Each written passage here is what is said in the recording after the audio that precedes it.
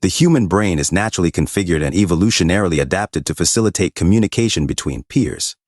Therefore, the content of what is verbally transmitted affects the mind with a greater amplitude, reaching more cortical areas, since the influence of language that, although it's a product of the nervous system, activates, directs, and stimulates the brain in a positive or negative way, and is also the most effective way to activate the nervous system of others, facilitating communication, even if it's via syntel.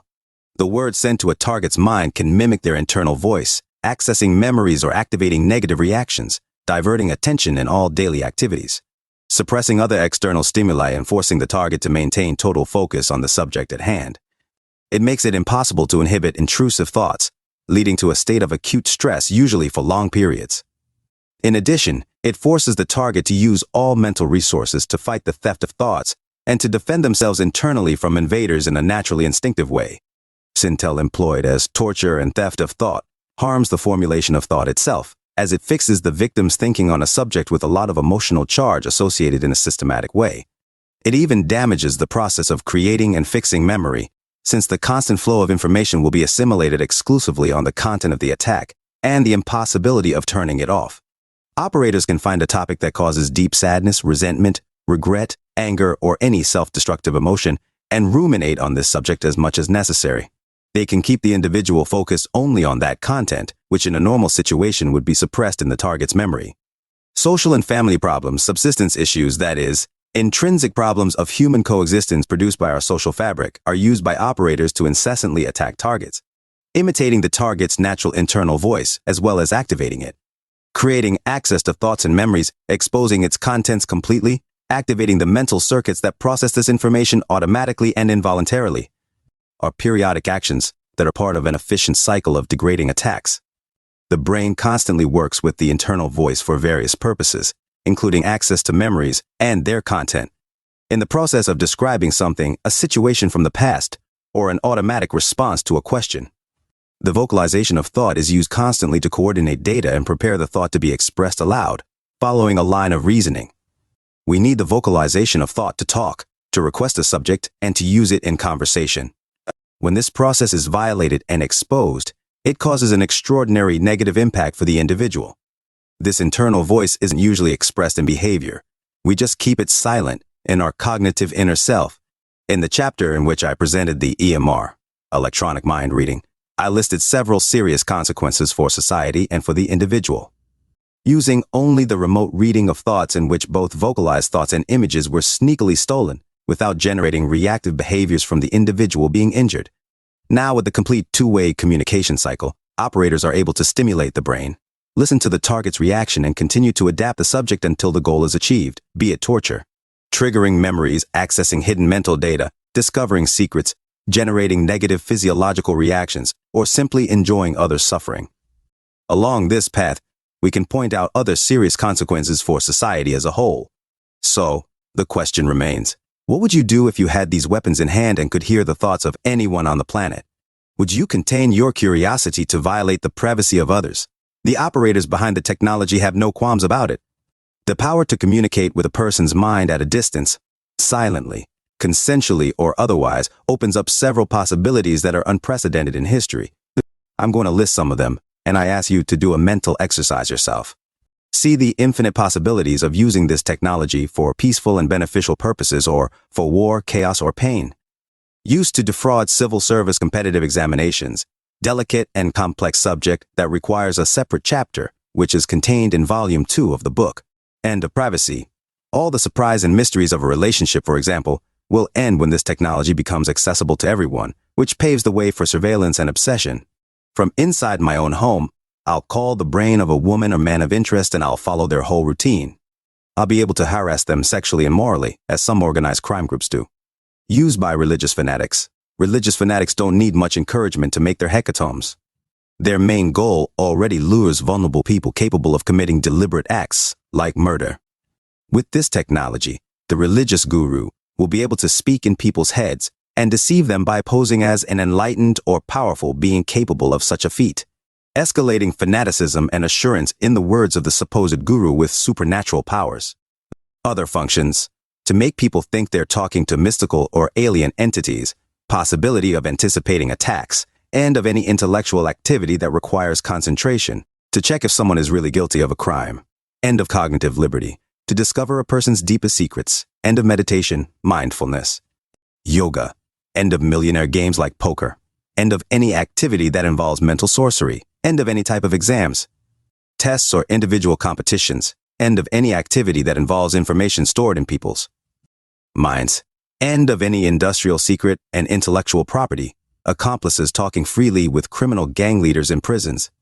And so we can go on for dozens and dozens of pages just to list the occurrences that will be completely changed in society if this weapon becomes popular and accessible. The EMR, electronic mind reading, and the V2K, voice to skull, devices were already discussed in the previous chapters. Now, the mind control technology begins to take shape. We can no longer disconnect only the theft of information and the torment of the targets. Torture is confused with theft of information in our biological hard drive. It's no longer possible to discern where one ends and the other begins. Syntel for torture, experiments, and information theft. Artificial electronic telepathy provides the perfect weapon for intense mental torture and information theft. It provides an extremely powerful way to exploit and harass people. It's capable of making other people's brain think about a particular subject, induced by the invasion internal voice, and of collecting the processed response to that stimulus within the mind, generating acute stress during the progress of the attack. Human diversity offers a wide range of personalities, mainly focused on emotions. Some people have strong emotions after few stimuli. Others need strong stimuli to reach the same emotional level. And this emotional thermometer shows at what level of stress in the face of systematic attack the target will withstand even a complete collapse. This data is measured and attached to a profile, with several other parameters captured through the most varied tests hidden in the attacks. Syntel for torture, experiments, and information theft. Artificial electronic telepathy provides the perfect weapon for intense mental torture and information theft. It provides an extremely powerful way to exploit and harass people. It's capable of making other people's brain think about a particular subject, induced by the invasion internal voice, and of collecting the processed response to that stimulus within the mind, generating acute stress during the progress of the attack. Human diversity offers a wide range of personalities, mainly focused on emotions. Some people have strong emotions after few stimuli. Others need strong stimuli to reach the same emotional level. And this emotional thermometer shows at what level of stress in the face of systematic attack the target will withstand even a complete collapse.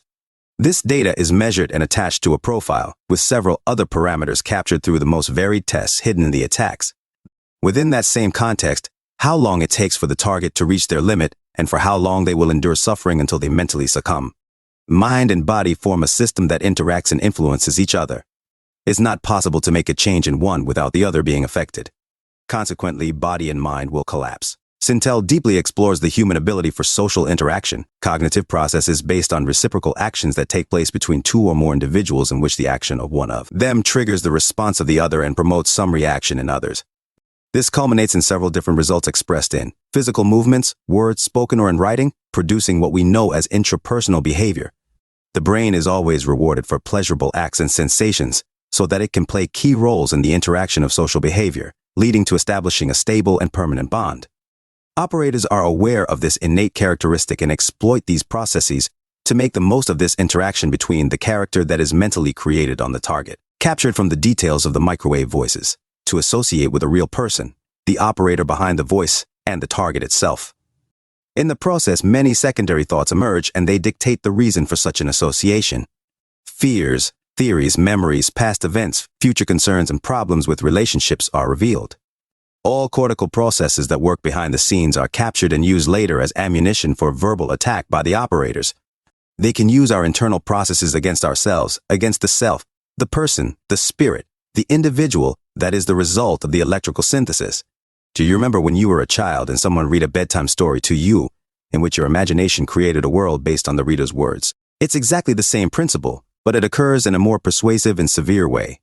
Stories and fables affect our perception with their literal meaning.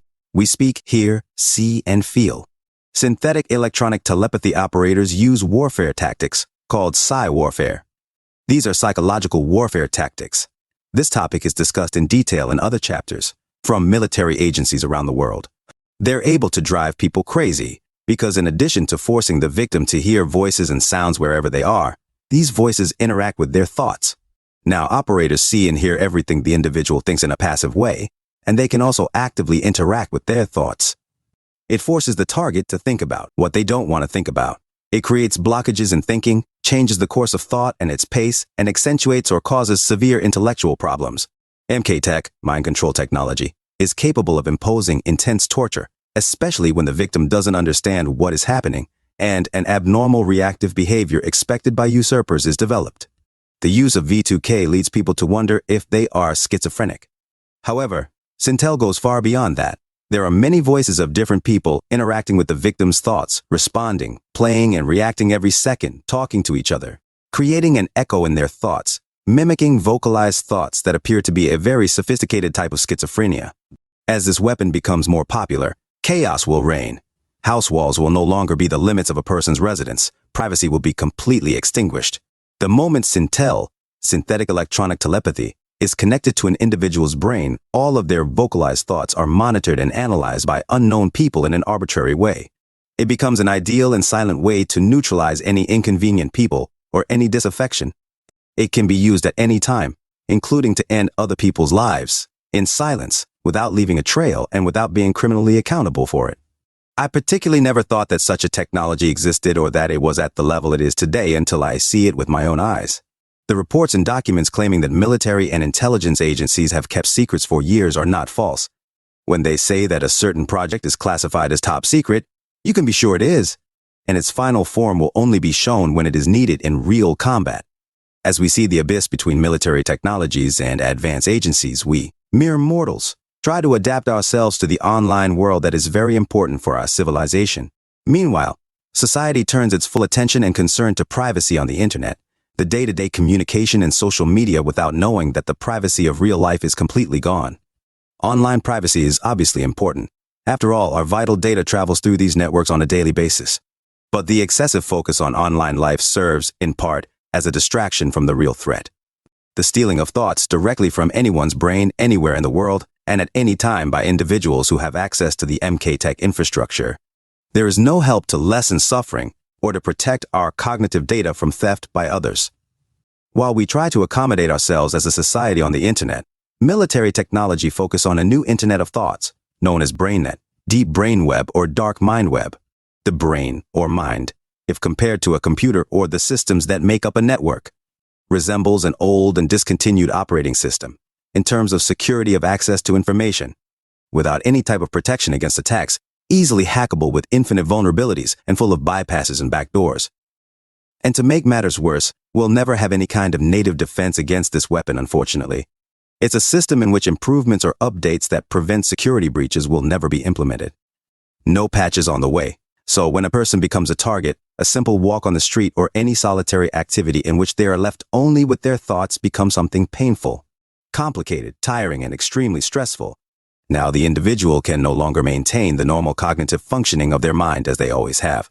The simple act of contemplating nature, thinking about personal problems, making projections, watching people or the time go by, reading a book or watching a movie, become subordinate activities and practically cease to exist. Their thinking and focus are now on the issues that mind hackers are trying to bring to the fore, while attention is totally focused on confronting these invaders who become part of their life 24/7. The strategy of attention deflection is purposeful, as it is known that the attention enables information from the external world to enter. So, for stimuli to be processed, they need to be perceived, and everything we perceive depends entirely on our attention. Attention directs our focus by inhibiting internal and external elements that distract us by prioritizing what is most relevant at the moment. In this case, the brain must choose the content sent via Sintel. Then the irrelevant, non-priority stimulus, which should be inhibited, becomes the main focus. On the other hand, the stimuli that should be given priority, work issues, social interactions, spouses, children, relatives, and friends issues, attention in the surrounding environment for self-preservation, learning, reading, among others, become secondary. These stimuli aren't stored, computed, experienced. They're not perceived, supplanting important information, keeping strangers in complete control of their focus and attention, who will arbitrarily command what will be processed by the target. The information, the external stimuli so necessary for our life,